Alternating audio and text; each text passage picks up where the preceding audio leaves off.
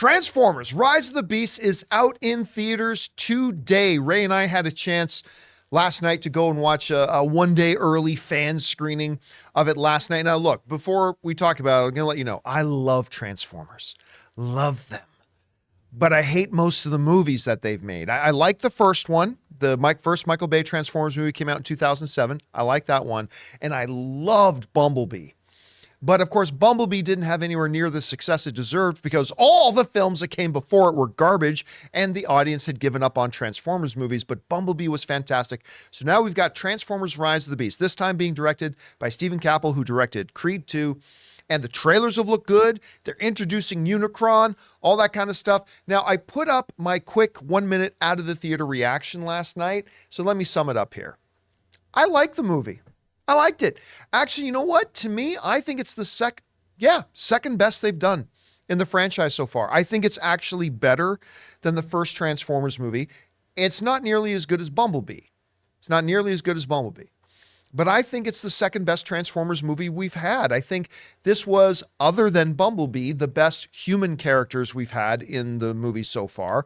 I thought there was some really good personality brought to the various Transformers. I loved Optimus Prime in this, although you'll hear a dissenting opinion about that in just a minute from Ray back there. But I loved Optimus. I loved the Maximals. I thought they were great. I really thought Scourge was a good villain in this one. I enjoyed that a lot. I thought the humor was surprisingly on point and worked. Here's the part that I really liked about it, though. The action in Transformers movies generally have always had one big major flaw. You could never tell what the F was going on screen. It was always just a blur of bland colored metal. And a lot of times you weren't even sure why people were fighting. And then some Autobot and Decepticon would be fighting. I'm like, I have no idea which one's the Autobot and which one's the Decepticon. And Michael Bay has a certain style to his action. Not that Michael Bay can't have fantastic action. He does sometimes. But I found the action in this movie, number one, there's a lot of it. But number two, Stephen Campbell always made sure that we as the audience could totally see what was happening. And we were never confused. And we knew exactly which robot was which, and it just made the action a whole lot more enjoyable. Is Transformers Rise of the Beasts a fantastic movie? I wouldn't go that far. No. As a matter of fact, the last time I checked, Transformers Rise of the Beasts had something around a little over 50% critic rating, and I get it. After watching the movie, I get it. I can totally see why like half the people who saw it, half the critics at least at any rate, who saw it, didn't really work for them. And I can also totally understand why for half of them or a little over half of them, it did work because I'm one of those. It has its weaknesses. It's not a great plot. There's not a lot of stuff that we haven't seen before. Some of the dialogue is pretty cheesy. There are a couple of noticeable, pretty sizable plot holes as well. But you know what? For somebody who's come to expect so little from Transformers movies, I walked out of that pleasantly surprised. By the way, I'd be remiss if I didn't also mention, Ray, that I'm an AMC guy. I go to AMC theaters, even though I think they have a complete jackass as a CEO. But I go to AMC theaters. Our early screening last night was at a Cinemark theater. Cinemark. And what do they call their XD? XD. Their XD theater, right? It was a very enjoyable movie-going experience in that theater. You were going crazy over it. Yeah, I said I wanted to buy the seat that I had for the year. No matter what show there. Can I book the seat for a year? Look, pass. Look, those recliners were comfortable. You got your own little table. They offered blankets at the refreshment stand. And the refreshment stand, the prices were reasonable. Cheap. I had 4 or 5 things, and it was less than $25. Yeah, which is still expensive, but by movie standards, by movie theater standards, that's pretty cheap. That's like almost $50 if I bought all the same things at an AMC. Okay. Yeah. So the movie, what did you think about this movie? When we left, I wasn't sure how to feel about it. But then when you guys explained to me a couple things, then I realized, oh, okay, all the stuff I was mad at, I wasn't so angry at it. It made sense. I don't want to say specifically just because I want people to watch. Yeah, we don't want to get into spoilers or anything. But put it this way, when they announced Pete Davidson was going to voice Mirage, I was worried. He is the star of this movie for me.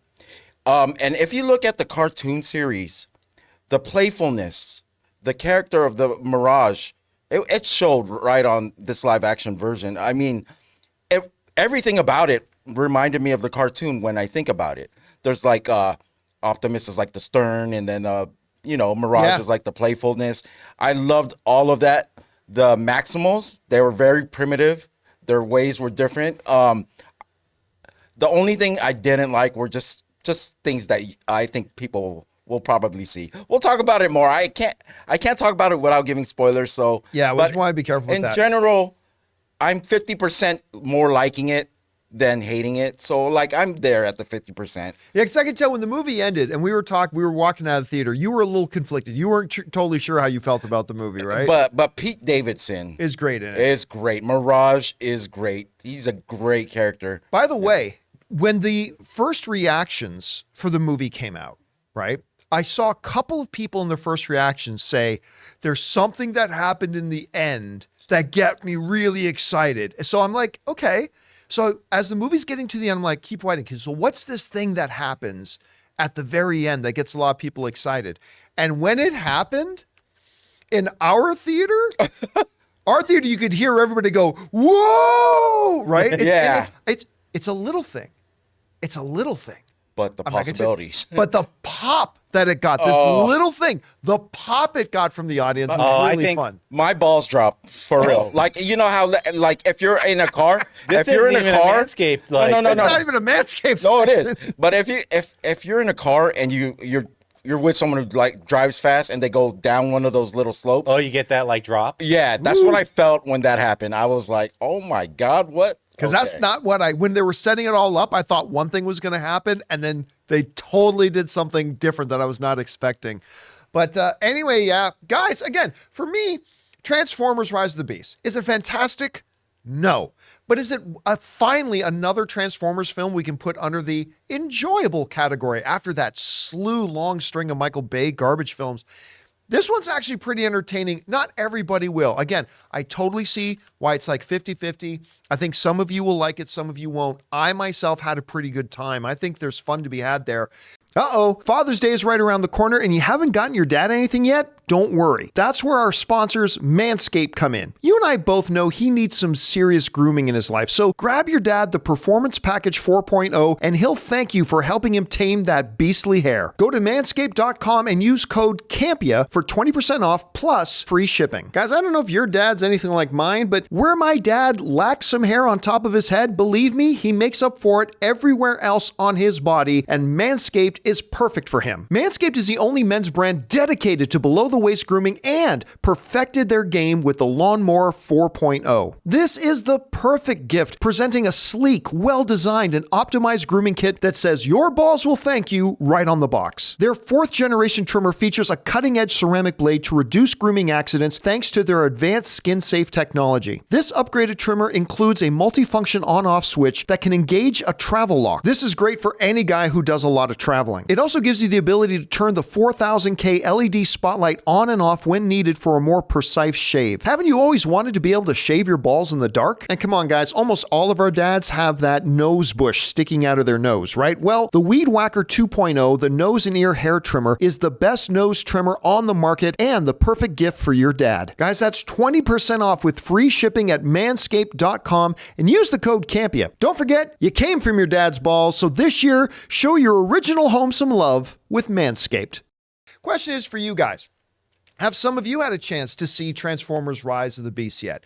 If so, what did you think? And if not, what sorts of things are you looking for in a Transformers movie that you're going to go and see to make it worth your while and to make you have an enjoyable experience? What things could they do to ruin your experience? Whatever you guys think about any of this, jump down into the comments section below and let us know your thoughts. Hey guys, thanks for checking out this video. Listen, if you like our content, make sure you check out our daily podcast, the John Campea Show podcast, available on Apple, Spotify, and your favorite podcasting app of choice.